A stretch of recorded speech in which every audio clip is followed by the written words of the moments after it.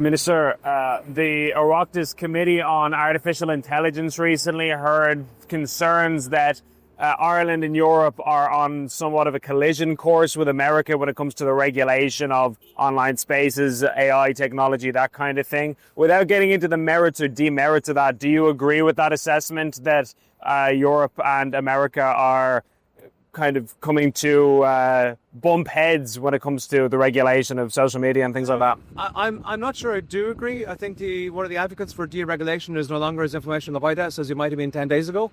So I think we're seeing, it's a fast-moving space. The American system is a little bit volatile at the moment in terms of, different positions being taken and maybe revisited days later.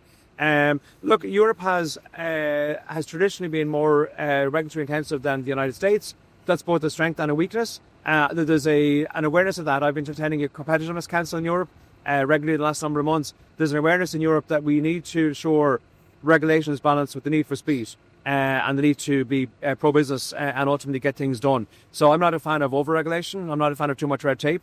And I think that where there is extra fat, we need to trim it and cut it out. Do you think that, or do you have any thoughts on the US State Department's announcement that they would be looking into visa restrictions for people who work at Comisiún na Man if Ireland engages in the censorship, as they see it, of misinformation and disinformation, things like that, that would potentially impact on US citizens? Do you have any thoughts on that? So I'm not aware of the details of that. Just listening to what you heard there, I think it would be a new departure in international relations for the regulatory agencies of one state to be somehow subject to sanction from another state. But, that's a very hypothetical view. I'm not aware of the details of that. I think it would be very unfortunate and regrettable if something like that was to come to pass.